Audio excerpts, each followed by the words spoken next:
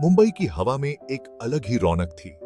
यह शहर कभी नहीं सोता और हर कोने में एक नई कहानी बसी होती है। अरब सागर से आती हुई हवा अपने साथ नई उम्मीदें लेकर आ रही थी।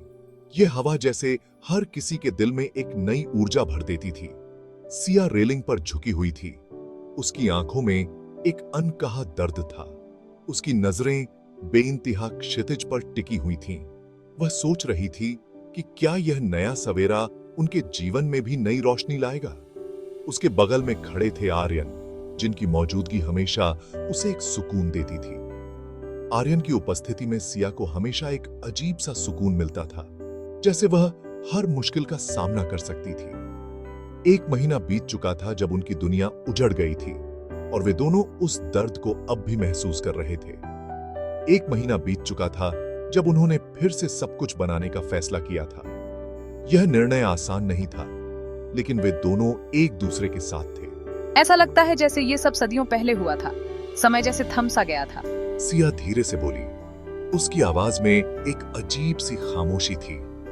उसकी आवाज लहरों के शोर में डूब गई। यह शोर जैसे उनके दिल की आवाज को भी दबा रहा था। आर्यन ने प्यार से उसका हाथ थाम लिया, जैसे वह उसे यह यकीन दिलाना चाहता हो कि सब ठीक हो जाएगा। उसके स्पर्श से सिया के अंदर एक जाना पहचाना एहसास हुआ। यह स्पर्श उसे हमेशा एक नई ताकत देता था। कुछ जख्म भरने में वक्त लगता है सिया, लेकिन हमें धैर्य रखना होगा। लेकिन हम इसका सामना साथ मिलकर करेंगे, एक एक करके, हर नई सुबह के साथ।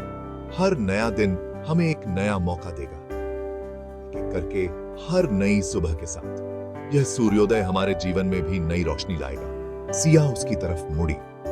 उसकी आंखों में एक नई चमक थी। उसका दिल आभार और उदासी से भरा हुआ था। वह जानती थी कि आर्यन के बिना यह सफर मुश्किल होता। आर्यन की आंखें, जो बेइंतहा प्यार से भरी थीं, मुश्किल घड़ी में उसका सहारा थीं। वह उसकी ताकत थी, लेकिन कहीं ना कहीं उसके मन में एक डर था।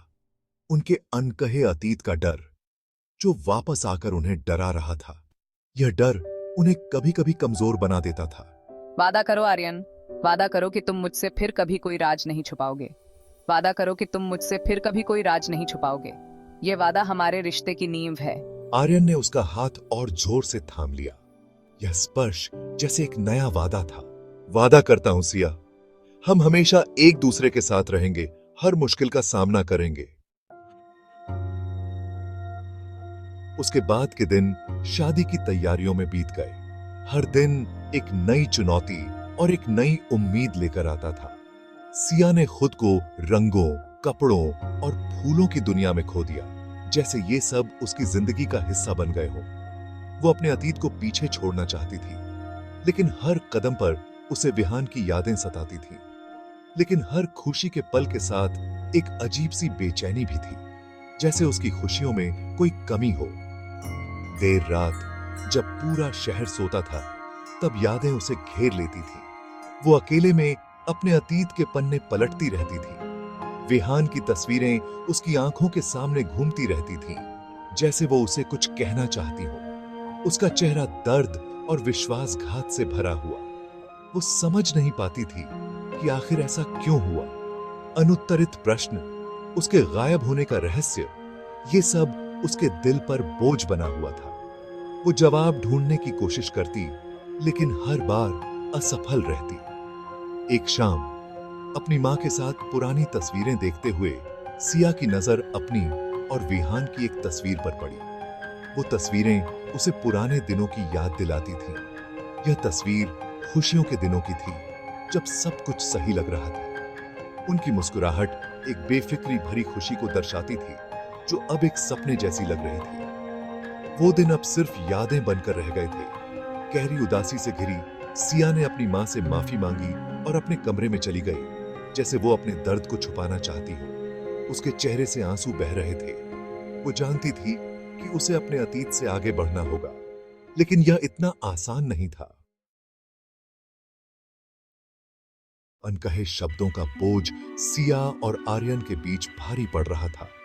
आर्यन ने उसकी खामोशी, उसकी आंखों में झांकता डर, हर बार फोन बजने पर उसकी बेचैनी, सब देखा था। वो उसका दर्द कम करना चाहता था, उसकी मुस्कुराहट से उदासी दूर करना चाहता था। एक शाम सिया को बालकनी में खोया हुआ पाकर आर्यन ने उसे पास खींच लिया।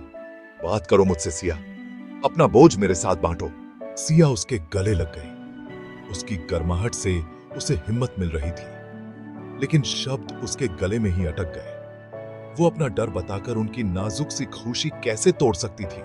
बस शादी की टेंशन है, सब ठीक हो जाएगा, तुम देखना। जैसे जैसे शादी का दिन नजदीक आ रहा था, उत्साह साफ दिखाई दे रहा था। सिया का घर रिश्तेदारों से भरा हुआ था।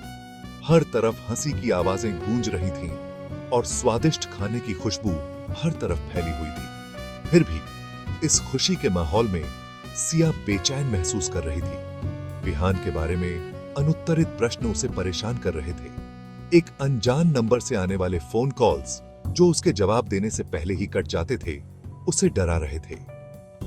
एक दिन जब वो अपने कमरे में अकेली थी, तो उसका फोन फिर से बजा। स्क्रीन पर एक अनजान नंबर था। उसका हाथ कांप रहा था जब उसने जवाब देने के लिए बटन दबाया। उसका दिल तेजी से धड़क रहा था। हेलो, सिया धीरे से बोली।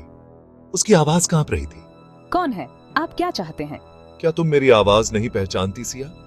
या तुम मुझे भूल गई हो? सिया के रोंगटे खड़े हो गए। आवाज भले ही बदल गई थी, लेकिन उसमें एक डरावनी सी पहचान थी। एक भयानक एहसास के साथ उसके ऊपर घबराहट हावी हो गई। विहान, क्या तुम हो? शादी का दिन उजाला और खूबसूरत था। हर तरफ खुशियों की लहर थी और हर चेहरा मुस्कान से खिला हुआ था। खिड़कियों से सूरज की रोशनी कमरे में चमक रही थी। रंगीन सजावट और भी खिल उठी थी। हर कोने में रंग बिरंगे फूलों की महक फैली हुई थी। लाल रंग के लहंगे में सिया बहुत सुंदर लग रही थी। उसकी आंखों में एक चमक थी जो उसकी खुशी को बयां कर रही थी, लेकिन उसके मेकअप और गहनों के पीछे डर साफ दिखाई दे रहा था। उसकी आंखों में एक अनजाना सा भय था जो उसे चैन से बैठने नहीं दे रहा था। विहान के फोन ने उसे हिलाकर रख दिया था। उसकी आवाज सुनते ही सिया के चेहरे का रंग उड़ गया था। उसके शब्द उसके मन में गूंज रहे थे। उसके मन में शक और ग्लानि की आग भड़का रहे थे। सिया के मन में कई सवाल उठ रहे थे। क्या वो सचमुच वापस आ गया था?